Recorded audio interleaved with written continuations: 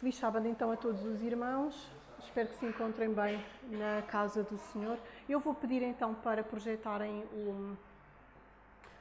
o slide, mas antes de iniciarmos então vamos fazer uma oração. Qual é o horário que eu tenho para acabar? São agora meio-dia. Meio-dia, né? Não, não são, ainda faltam 10 minutos para o meio-dia. Que horas é que eu tenho que acabar? Meio-dia e 20? 1 hora?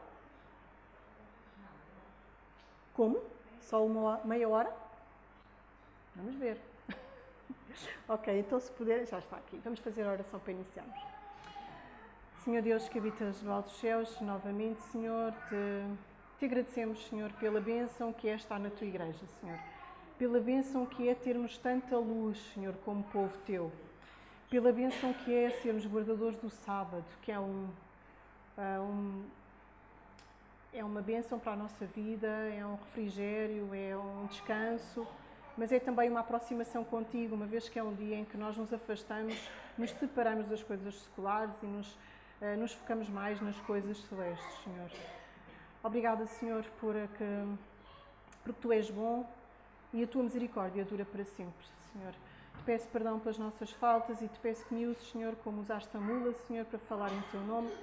Que sejam as Tuas palavras e não as minhas, Senhor, e que eu possa honrar-Te nesta manhã.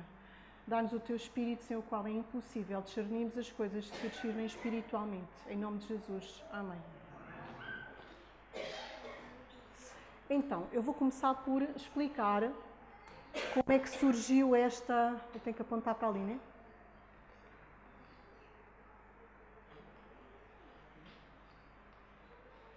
Não está. Consegues avançar? Ok. Como é que surgiu o tema? O meu marido é responsável da comunicação e ele decidiu começar a experimentar como é que seria a transmissão dos nossos cultos, que ele já está a gravar em áudio, como é que seria a transmissão depois no YouTube disponibilizada. E então começou com um programa que faz, portanto, que coloca os títulos, como nós habitualmente vemos, e então colocou uma imagem. Colocou o telemóvel dele na nossa janela, filmava, portanto, a moradia que está à nossa frente e dizia: "E às Torres Vedras, o que Deus espera do seu povo." E depois dizia: "Irmã Vânia Pimenta." E mostrou-me aquela imagem e perguntou o que é que eu achava. Ele estava a referir-se à parte estética, o que é que achava sobre o enquadramento, sobre a colocação do logo, pronto, tudo isso. E eu achei muito interessante o tema. E eu perguntei: "Mas porquê esse tema?" E ele disse: "Um tema qualquer, foi o que me lembrei." E eu disse: "Muito bem, esse é o tema." Isto foi no dia 27 de junho. E então esse foi o tema que eu escolhi para vos trazer hoje. Na verdade foi o que o meu marido escolheu e eu achei que de algum modo foi inspirado por Deus. Eu fiz uma pequena alteração e coloquei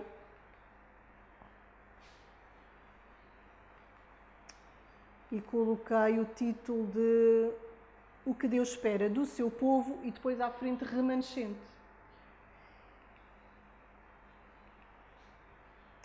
E então quem é o seu povo? Nós sabemos que Deus criou todos os seres, não é?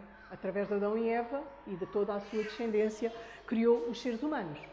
E o que é que então faz a separação entre uma criatura e um filho de Deus? É isso que vamos ver. Diz-nos Êxodo 6, 7: "E eu vos tomarei por meu povo", quer dizer que existe dentro de toda a humanidade um grupo que é o povo de Deus, "e serei vosso Deus, e sabereis que eu sou o Senhor vosso Deus, e que vos tiro debaixo das cargas dos egípcios.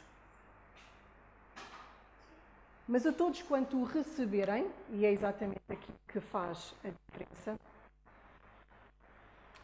"a todos quanto o receberem, deu-lhes o poder de serem feitos filhos de Deus, aos que creem no seu nome, aos quais não nasceram do sangue, nem da vontade da carne, nem da vontade de qualquer homem, varão, não é?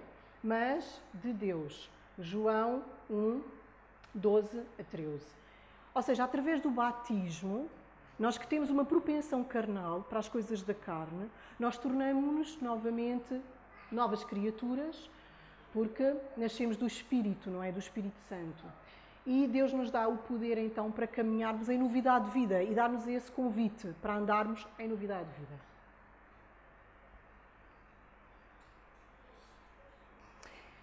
E lhe dirás, o Senhor Deus dos Hebreus que me tem enviado a ti, dizendo, deixa ir o meu povo para que me sirva no deserto, porém, eis que até agora não tens ouvido. Quer dizer que, apesar de haver um povo dentro de toda a criação, existem alguns que ou são surdos, ou então não ouvem aquilo que Deus diz, ou não querem saber daquilo que Deus diz, não é? É o que aprendemos com este texto.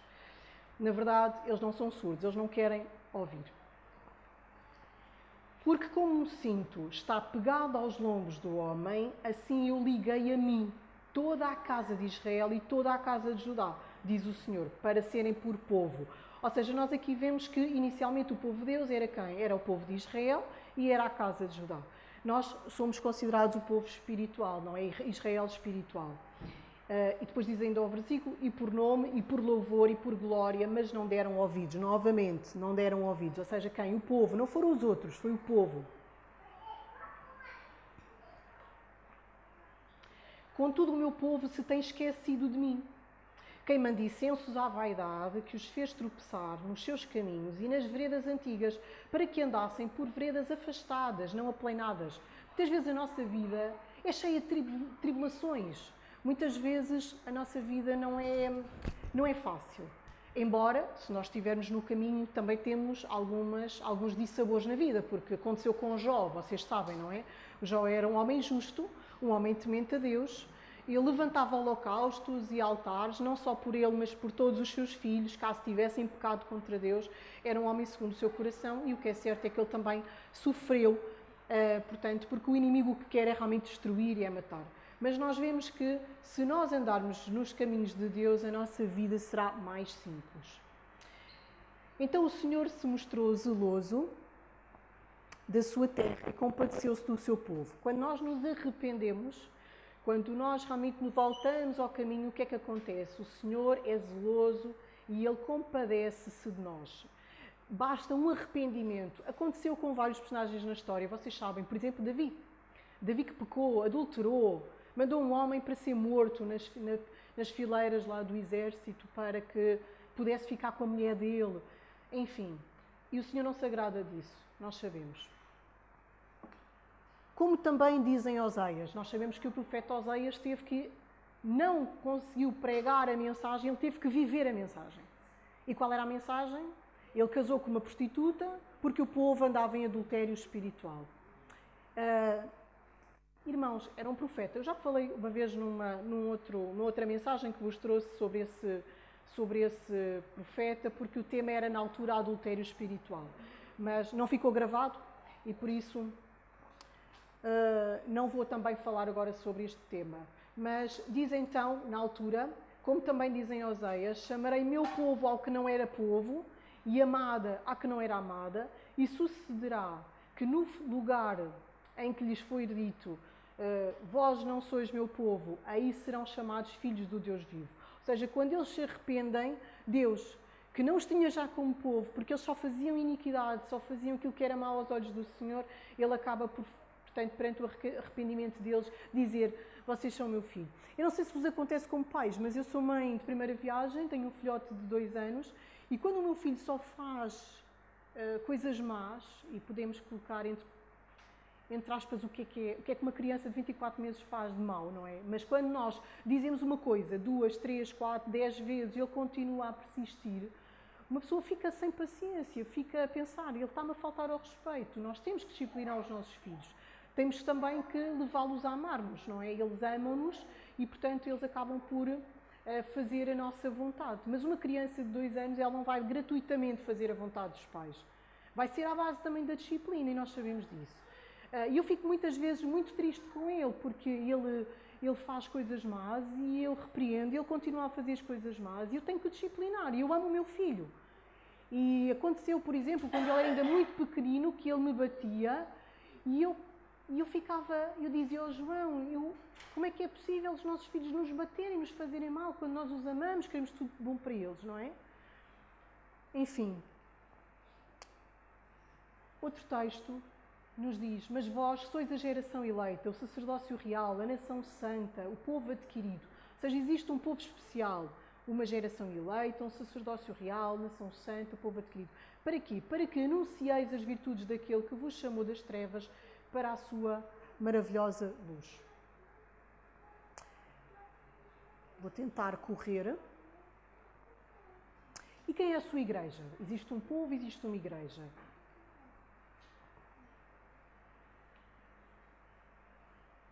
Nós sabemos que a igreja é uma assembleia, é também, portanto, considerada uma congregação, mas há 33.830 diferentes denominações cristãs. Será que a igreja são estas 33.830 denominações? São igrejas? São igrejas. Mas será que são a sua igreja? Será que há a sua igreja? Ou será presunção nossa pensar nisso? Então diz-nos este texto, é uma reunião de pessoas, mais, como um corpo político, regularmente convocado, ou uma Assembleia Geral. No Novo Testamento, esse termo é mais frequentemente aplicado a um grupo de pessoas que creem em Jesus como o Messias e aceitam os seus ensinamentos, unindo-se à congregação originada por ele. Em Atos 7:38, a palavra é usada para a congregação dos filhos de Israel. Após a ascensão de Jesus, a liderança da igreja recaiu sobre os apóstolos. Aparentemente, os primeiros membros da igreja eram então os judeus. Mais tarde, os gentios passaram a formar a maior parte da igreja. Isto diz o Dicionário Bíblico Adventista, na página 648.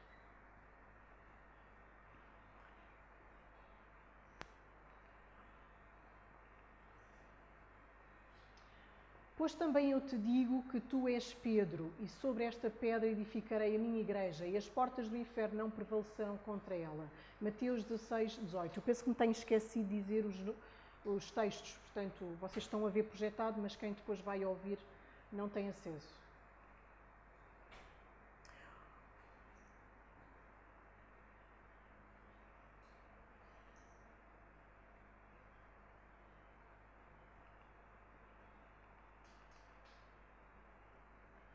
Este texto é muito conhecido, também fala sobre igreja e diz que se o nosso irmão pecar contra nós, não é? Ora, se o teu irmão pecar contra ti, vai e repreende-o entre ti e ele só, se te ouvir, ganhaste o teu irmão, mas se não te ouvir, leva ainda contigo um ou dois, para que pela boca de 2 ou 3 testemunhas toda a palavra seja confirmada.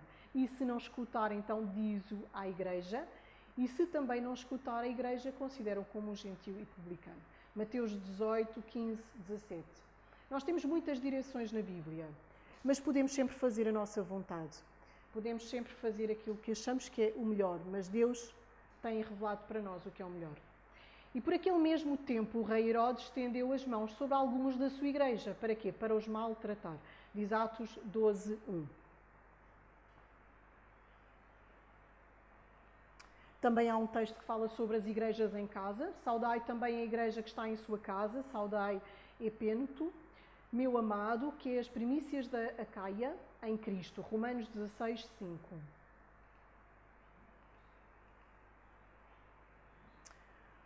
Porque se alguém não sabe governar a sua própria casa, terá cuidado da igreja de Deus. Existe uma igreja de Deus. 1 Timóteo 3:5.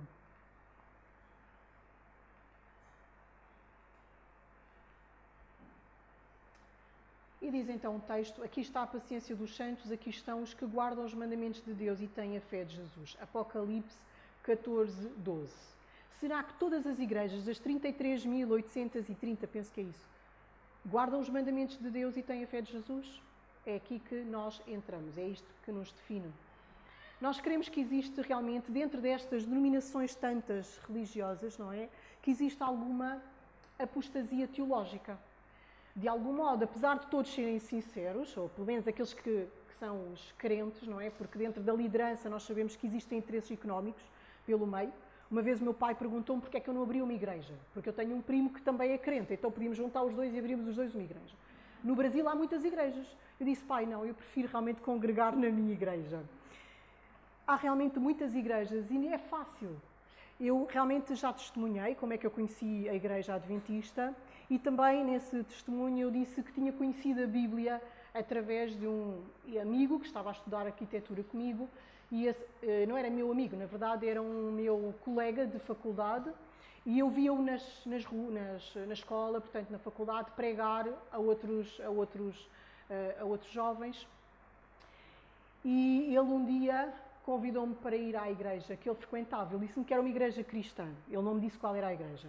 Eu acabei por frequentar essa igreja.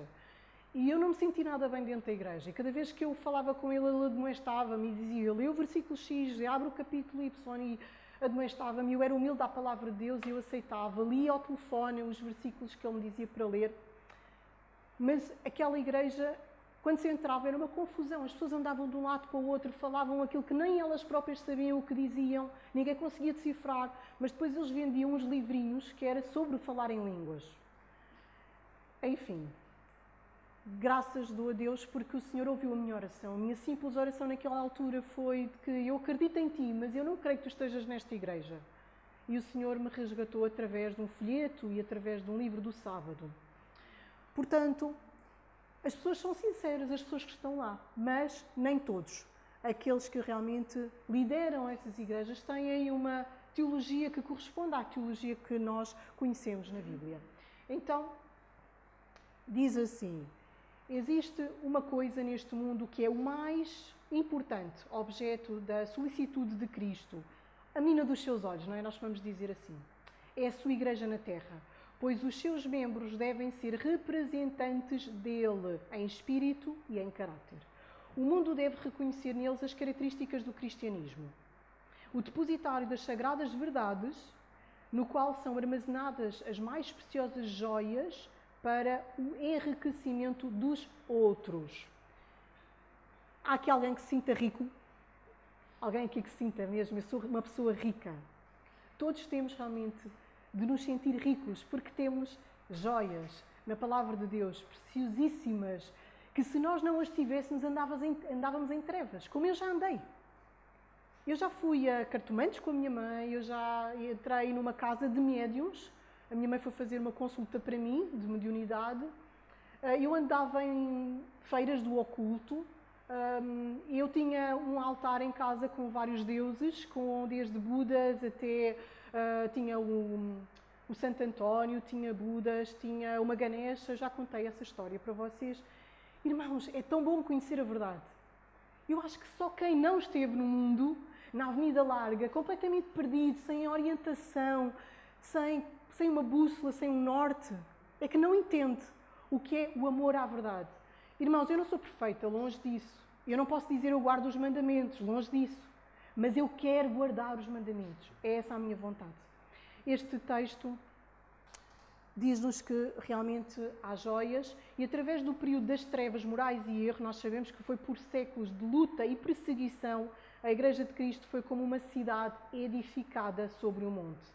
De era em era, por gerações sucessivas até ao presente tempo, as puras doutrinas da Bíblia têm sido reveladas dentro dos seus limites.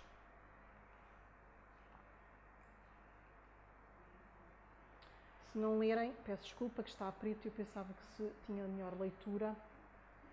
Será que existe então apostasia teológica na cristandade? Existe alguma igreja que guarda os mandamentos e tem a fé de Jesus? Já vimos que sim, nós cremos nisso. Então, e quem são os adventistas do sétimo dia? Alguém conhece este folheto? Alguém? Podem colocar o braço no ar? Uma irmã, 2, 3, 4, 5. 5 pessoas, 6. 6 pessoas conhecem este folheto. Este é o volume 4 de um conjunto de folhetos que é Uma Hora com a Bíblia.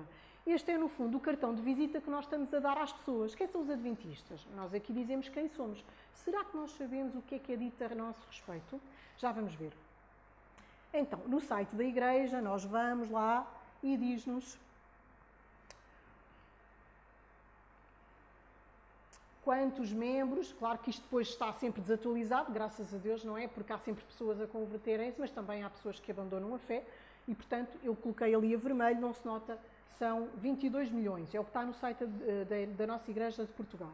22 milhões de adventistas em 212 países, organizados em 13 divisões e 4 uniões. O Brasil possui o maior número de membros, com mais de 1,7 milhões, e Portugal tem cerca de 11 mil membros distribuídos em 5 regiões.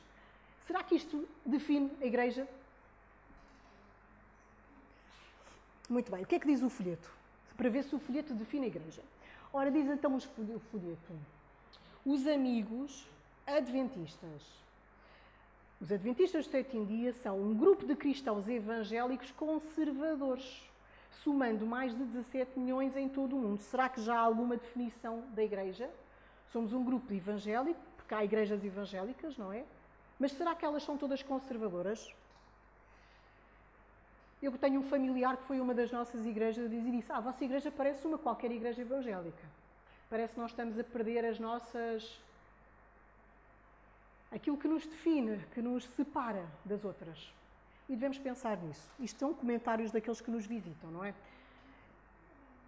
E pá, não tem leitura. Peço imensa desculpa, não tem leitura, eu vou ler. Ellen White vincula conservadores. Isto foi tirado do site do Michelson Borges. Ellen White vincula conservadores à conformidade com o mundo, à superficialidade, à simpatia com os inimigos da obra e à apostasia.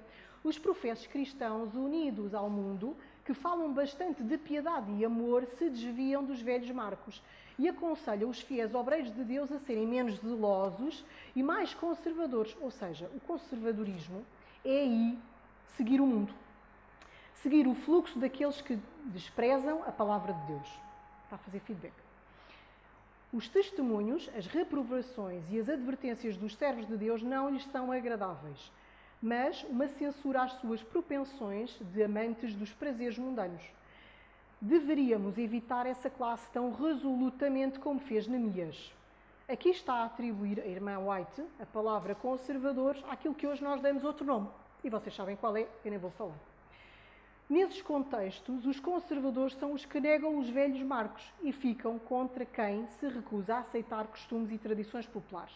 Definitivamente não é esse o sentido comum da palavra conservador hoje. Nós sabemos que hoje ser conservador é exatamente outra coisa. Mas ela alertou para essa situação. Nós, para além de apresentarmos os Adventistas do Sétimo Dia, nós depois apresentamos as nossas 28 crenças. E falamos um pouquinho de cada uma delas. São apenas, como vocês veem aqui, são pequenos, um parágrafo, 2 parágrafos no máximo, que fala sobre cada um deles. Portanto, estão aqui numerados para aqueles que nos visitam, Escrituras Sagradas, Trindade, Deus Pai, Deus Filho, Deus Espírito Santo, a criação, a natureza do homem, o grande conflito, vida, morte e ressurreição de Cristo, a experiência da salvação, crescimento em Cristo, a Igreja, o remanescente e a sua missão, a unidade no corpo de Cristo, batismo, ceia do Senhor, dons e ministérios espirituais, dom de profecia, a lei de Deus, sábado, mordomia, conduta cristã, matrimónio e família, o ministério de Cristo no santuário celeste, a segunda vinda de Cristo, morte e ressurreição, milénio e nova terra. São 28 crenças, eram 27 e atualmente são 28. E nós, aqui neste folheto, explicamos a razão de ser do sábado, a segunda vinda de Jesus, os 10 mandamentos, falamos sobre a morte, que é um engano do inimigo e que acontece muitas pessoas no futuro virem a ser enganadas caso não tenham conhecimento da verdade. Fala sobre os dízimos, as ordenanças, os padrões cristãos, portanto, a modéstia, dons espirituais, portanto, sobre todas estas coisas que nós sabemos que, quando entramos na igreja, nós não batizamos. Peço desculpa. Nós não batizamos ninguém sem primeiro fazer estudo bíblico, porque não interessa ao Senhor que a igreja se encha. O Senhor quer servos de Deus.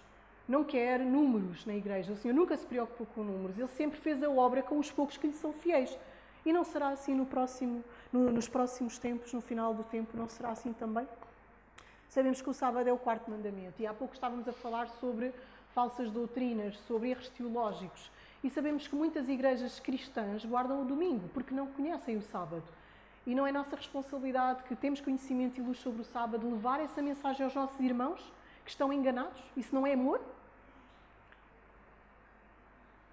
Será a lei ou não a lei de amor? Será que esta lei é uma obrigação que aqueles que são conservadores pregam para que traga jugo sobre as nossas costas? Ou será que é libertação para aqueles que andam em trevas morais, para aqueles que andam nas grandes avenidas completamente enganados sobre aquilo que que é o certo, que é o errado, não conseguem distinguir a mão direita com a mão esquerda. Eu tenho amigos que veem os mortos, mas eles não sabem que veem os mortos. Entendem? Ou seja, eu tenho amigos que veem espíritos maus, não é? Demónios. É isso que está revelado na palavra de Deus. Mas eles acham que é a mãe, o pai, que é alguma pessoa que precisa de ajuda. E eu conheço inclusive uma criança que é filho de uma irmã da nossa igreja, que o filho dela tem 3 anos e ela começou também, essa criança, começou a ver uma outra criança na estrada que fala com ela e que diz, chama para ela ir para a estrada. E é uma irmã adventista. Até no nosso meio há esse perigo, irmãos. Porquê? Porque eles são bebés. Basta que a nossa casa não esteja totalmente consagrada a Deus e o inimigo entra dentro da nossa casa. Marido e mulher, se um é crente e o outro é descrente, o que fazer? É o caso. É o caso. Esta irmã é crente, mas o marido é descrente. E tem filhos. E um desses filhos, que é o mais bebê, realmente viu um morto, viu uma criança, bebê, uma criança, a chamá-la para ir para a estrada e por acaso falou com a mãe e a mãe, sendo crente, pediu para eu orar sobre esse assunto e orámos. E nunca mais aconteceu ele ver, graças a Deus. Porque a oração tem poder, a oração do justo pode muito. Entendem, irmãos? Então, nós temos esse privilégio de orar pelas pessoas, é um privilégio. Nós não podemos ficar, quando as pessoas mandam mensagem a dizer ora por mim, isto e aquilo, e nós vemos que são situações em que o inimigo está lá, nós não podemos descurar, se for necessário, interrompemos a nossa tarefa, ajoelhamos naquele momento e oramos, porque precisamos de libertar essas pessoas. Amém. A lei de amor é uma lei e é um eterno código moral. Deus é revelado através da sua lei. Foi necessário ele escrevê-la com o seu dedo nas tábuas de pedra, mas hoje nós queremos que ele escreva a sua lei nas ombreiras do nosso coração. É o que o Senhor diz para nós fazermos. Já não precisamos de colocar, como aos egípcios, sangue nas ombreiras da porta, porque é o sangue de Cristo no nosso coração, nas ombreiras do nosso coração, que nos salva. Mas precisamos realmente de, conforme a inspiração do Senhor, andarmos no caminho que Ele nos mostra. Diz então, isto já foi abaixo, Jesus era um observador da lei, sim ou não? Era impossível ele andar sem pecado e não ter cumprido a lei, porque, não é? O pecado é o que é a transgressão da lei. Jesus era observador da lei. De facto, se ele viveu uma vida sem pecado e se o pecado é a violação da lei, então isto significa que Jesus viveu toda a sua vida em perfeita obediência à lei moral de Deus.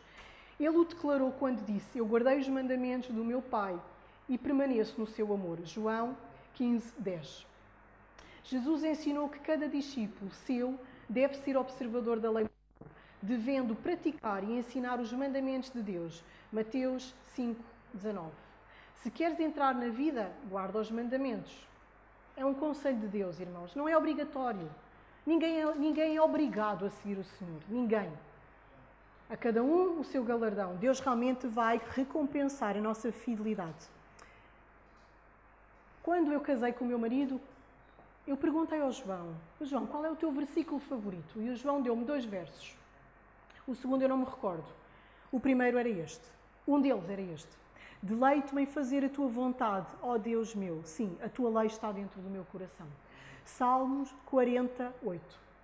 O João também veio da Avenida Larga, irmãos. Quando eu perguntava o que é que ele achava da Bíblia, ele dizia, a Bíblia me condena. Então, e não condena cada um de nós? Condena-me a mim. Bem, só não condena aquele que não tem a humildade de entender o que está escrito e não procura realmente a vontade de Deus. Porque todos estamos condenados. A partir do momento que fomos concebidos em pecado e não andamos em novidade de vida. Mas, para além deste verso, sabem qual é o meu favorito? Não trouxe porque sei de cor.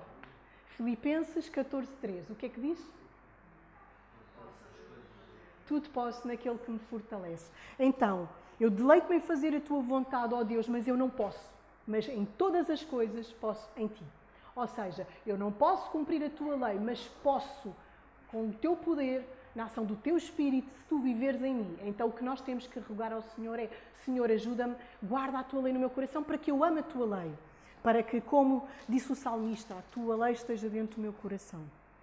Deleito-me em fazer a tua vontade.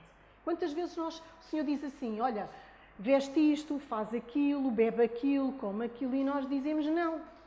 Porque são só conselhos. mas é a vontade do Senhor para nós. Porquê? Já vamos ver mais à frente.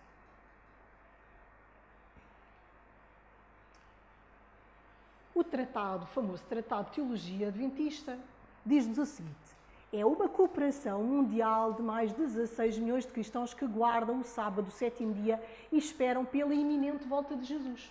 Não é a breve volta de Jesus, não é só a volta de Jesus, é a iminente volta de Jesus. Será que nós queremos nisto? Palavra importante esta ou não? Nenhuma resposta mais detalhada pode dizer-se que os adventistas do sétimo dia são uma corporação protestante, outra vez conservadora, de cristãos evangélicos, cuja fé é embasada na Bíblia e centrada em quem? Em Cristo. Mas há outras igrejas que pregam Cristo, levantam Cristo, mas será que levantam o Cristo das Escrituras? Quando eu estou a pregar Cristo e falo, não falo alemão, mas falo qualquer coisa que o irmão ao fundo não entende e aquele que está perto também não. Aqui eu própria falo qualquer coisa e também não entendo aquilo que eu estou a falar. Irmãos, tenhamos compaixão. Isto é verdadeiro amor, é passar a mensagem àqueles que estão à nossa volta, que vão perecer. E vão dizer um dia, porque irmão Aito tem um texto sobre isso, tu sabias e não me disseste. Tu sabias e... Irmãos, que Deus nos livre disso acontecer connosco. Que Deus me livre a mim disso acontecer comigo. Estes somos nós, irmãos. Quem é o remanescente? Não tem leitura, peço desculpa, vou ler aqui.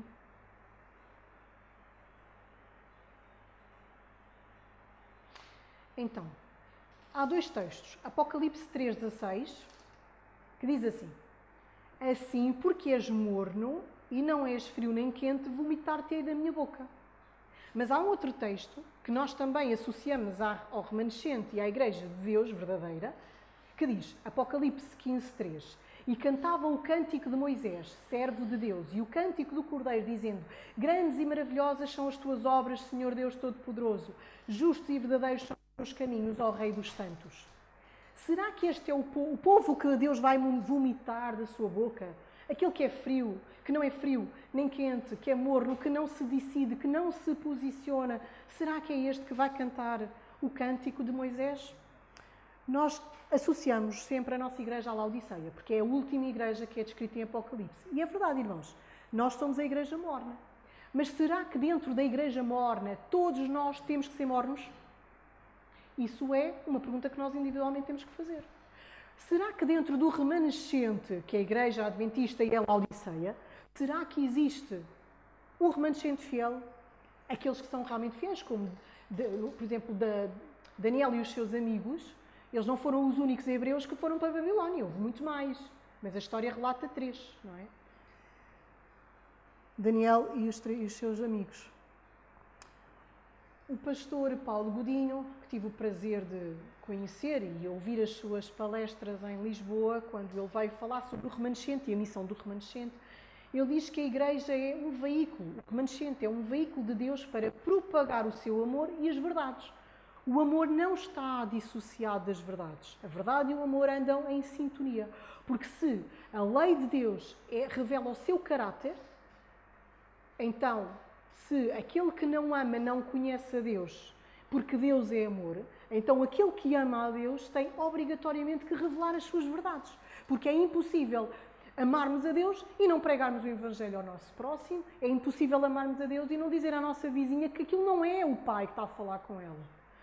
Se alguém vos disser isso, vocês podem até na altura não conseguir dizer, mas vocês oram e dizem: olha, eu gostaria de falar consigo amanhã sobre esse assunto, é possível? Marquem, falem com Deus, ajudem, peçam ajuda ao Senhor para que realmente Ele vos abra o caminho. Em todas as fases da Igreja cristã, existiu sempre um remanescente que manteve acesa a chama da verdade, ensinada por meio dos patriarcas na nação israelita, de Jesus e dos apóstolos. Essa obra continua a ser conduzida com ardor e bravura pelos reformadores, no movimento de origem profética, que é a Igreja Adventista do Sétimo Dia. O mesmo Deus que libertou Israel do jugo do faraó e os guiou do deserto à terra prometida, suscitou os reformadores, iluminou-lhes a mente para compreenderem as verdades esquecidas ao longo da história cristã e os capacitou a suportarem oposição. Durante o período da opressão romana, de 1260 anos, que nós também já estudamos, o povo eleito esteve nas mãos de um poder assolador e destruidor. Daniel 7:25.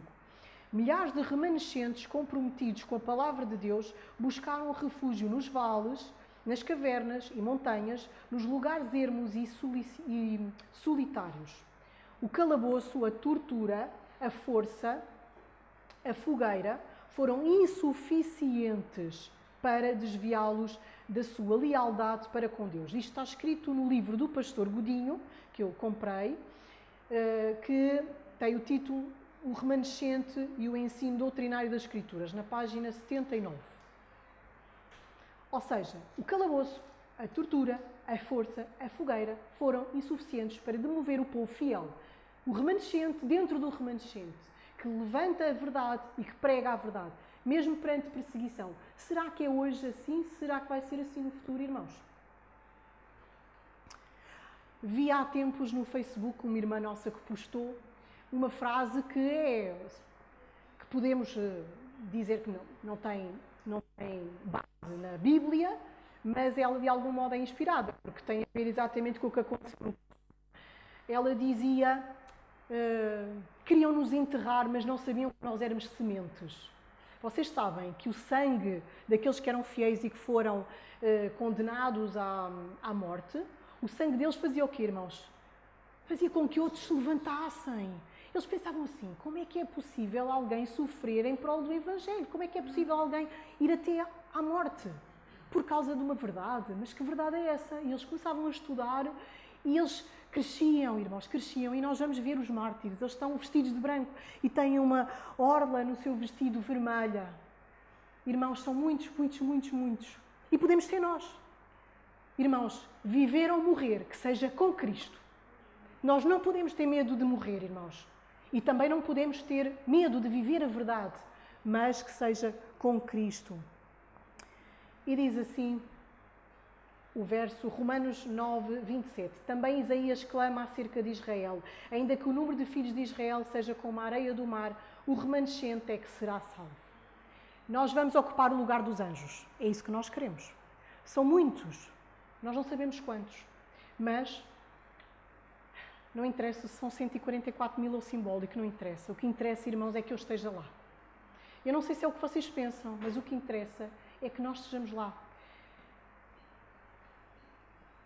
E assim, pois, também agora, neste tempo, fica um remanescente segundo a eleição da graça. Romanos 11:5.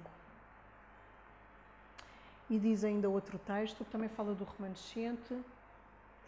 E eu mesmo recolherei o remanescente, o restante das minhas ovelhas de todas as terras, para que onde as estiver afugentando e as farei voltar aos seus apriscos e frutificarão e se multiplicarão. Jeremias 23. Eu tinha aqui uma água, desapareceu-me água. Eu não tinha aqui uma água, se calhar deixei lá dentro. E as farei voltar aos seus apriscos e frutificarão e se multiplicarão.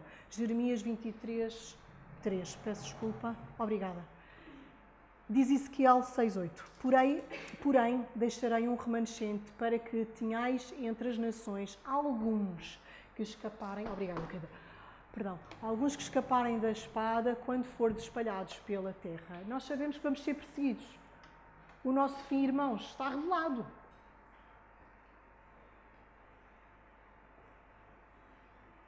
Qual é então a nossa parte neste movimento profético que envolve a pregação do Evangelho interno a toda a nação, tribo, língua e povo? Obrigada.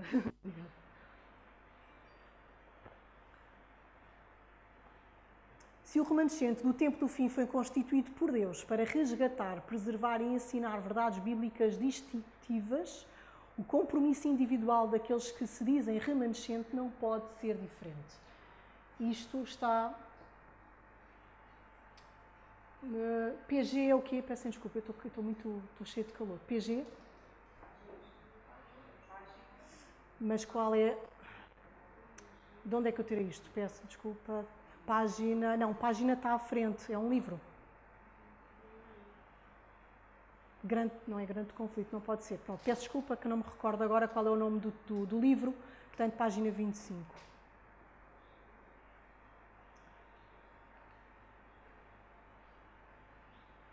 Se Deus esperava santidade, obediência e ensino bíblico do remanescente bíblico-histórico, o que esperamos desta última geração?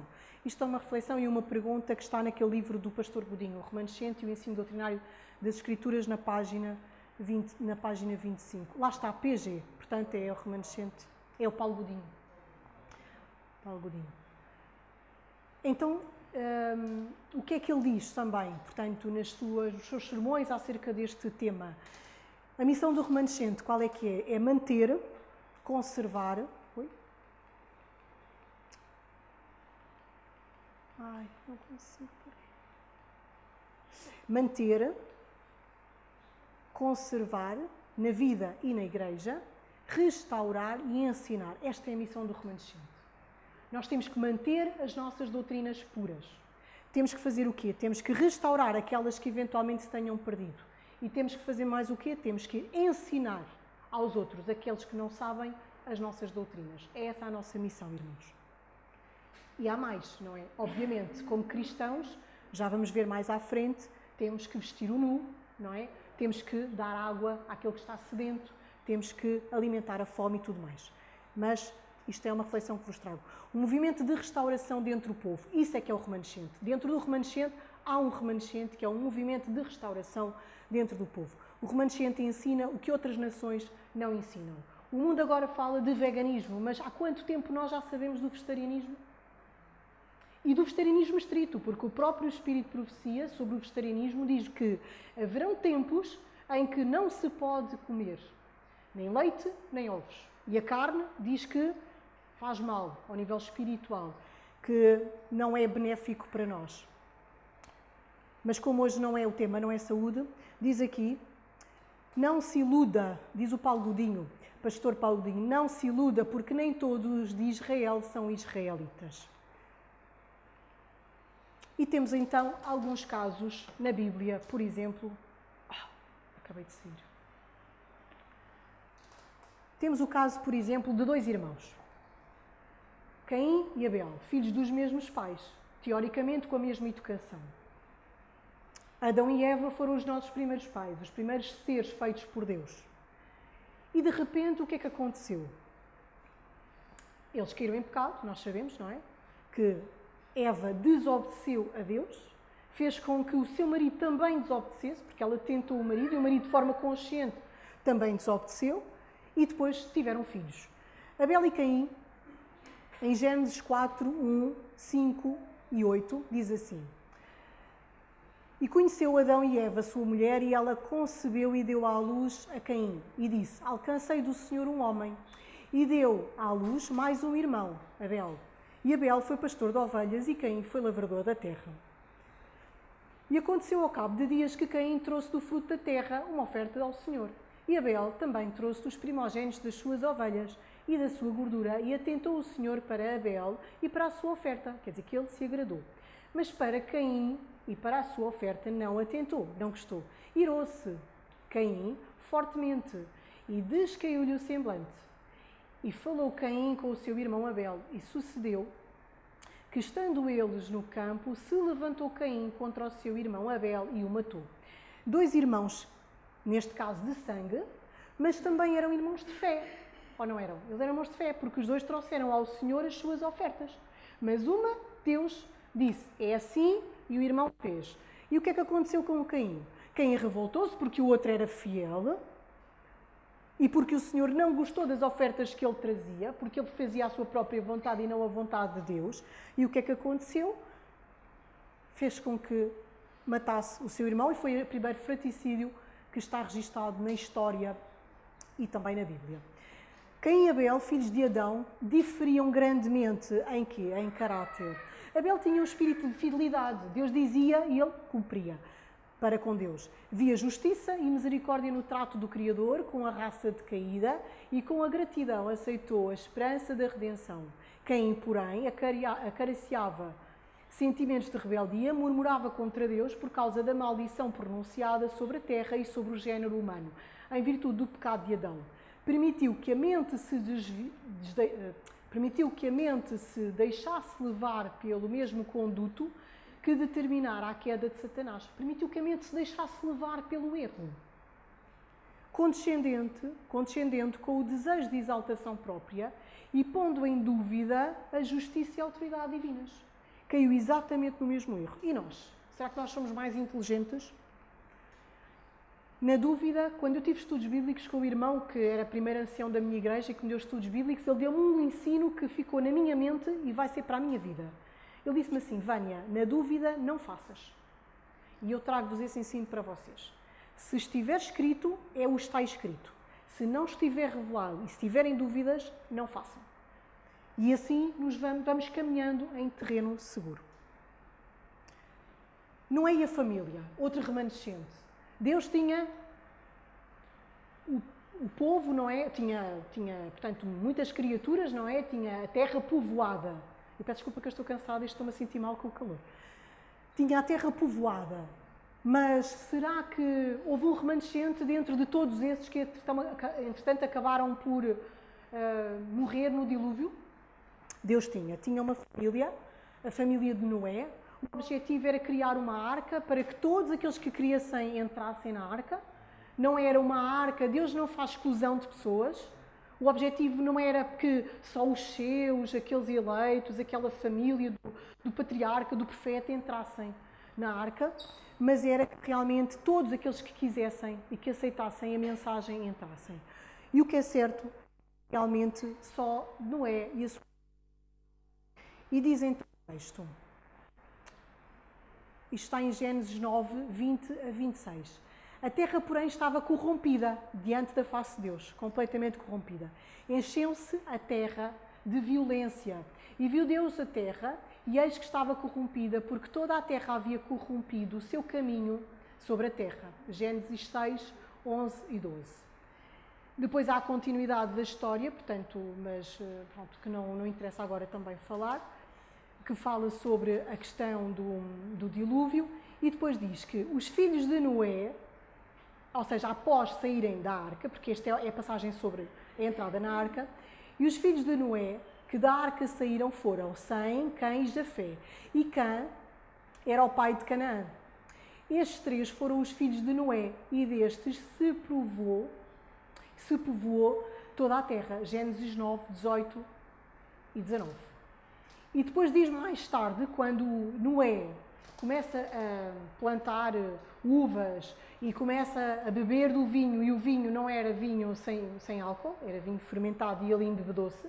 Vocês conhecem esta história.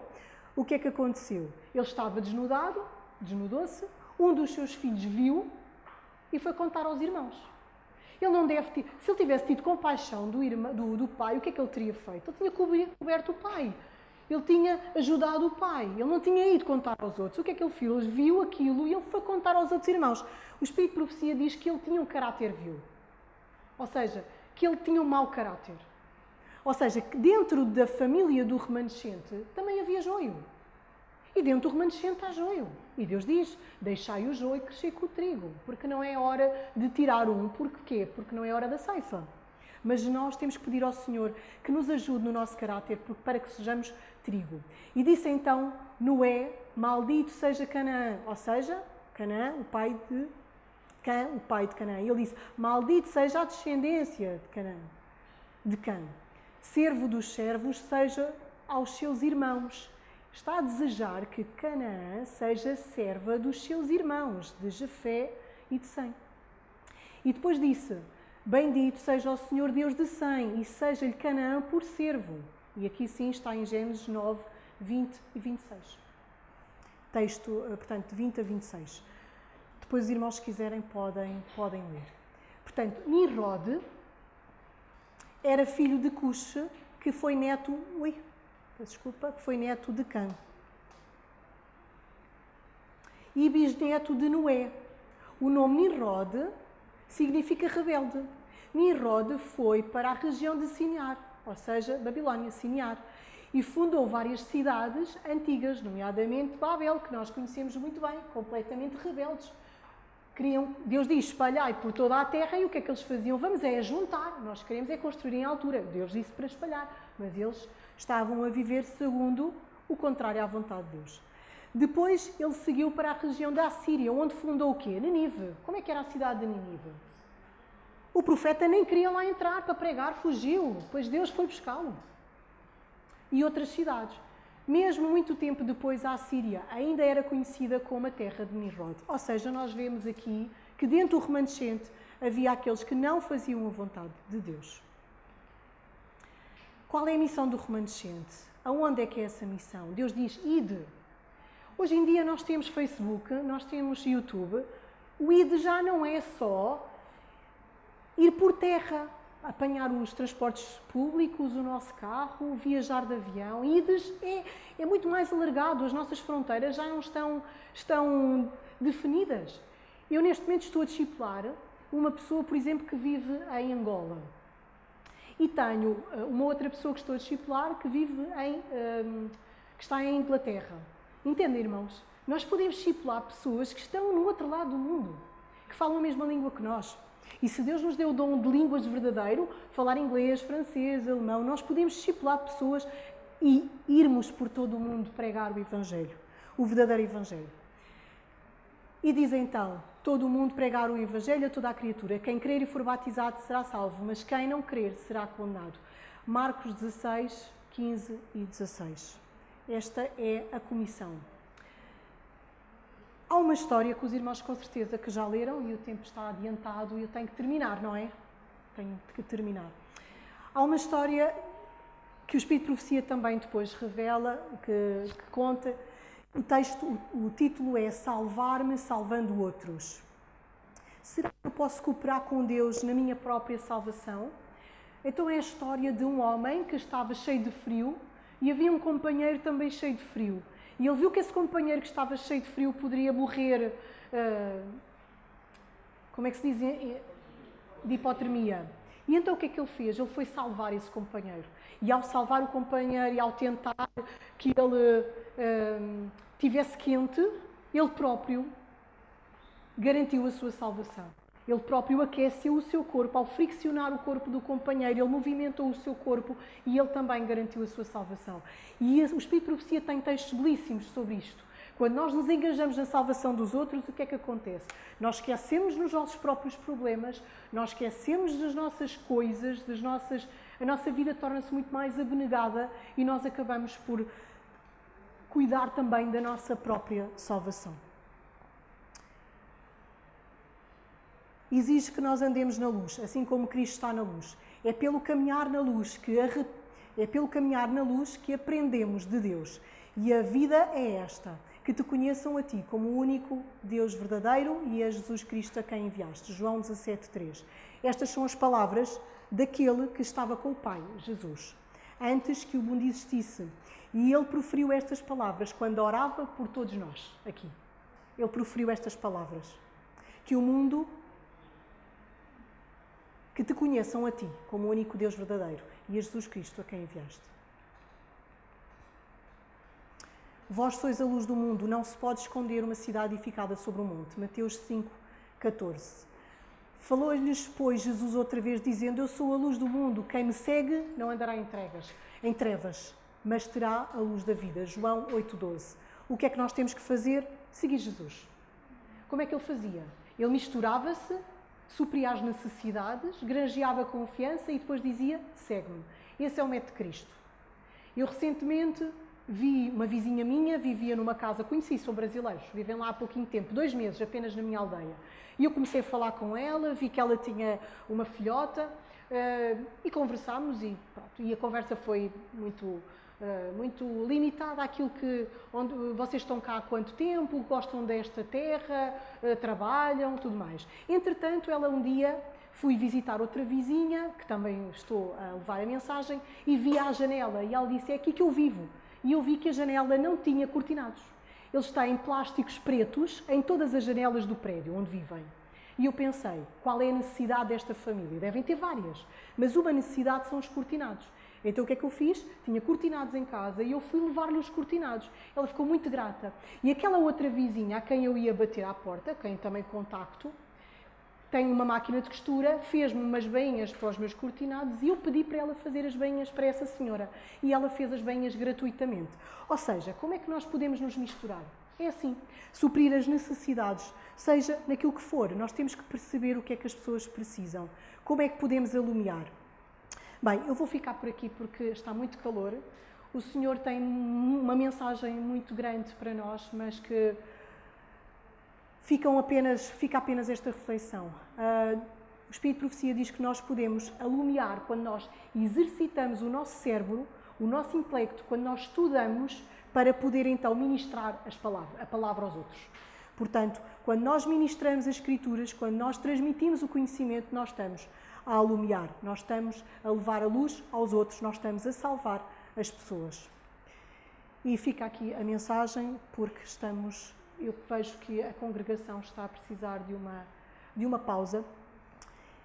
Nós podemos ir a qualquer lado, irmãos. Na nossa vizinhança, como acabei de referir, uma pequena experiência recente, na casa, no trabalho, na igreja.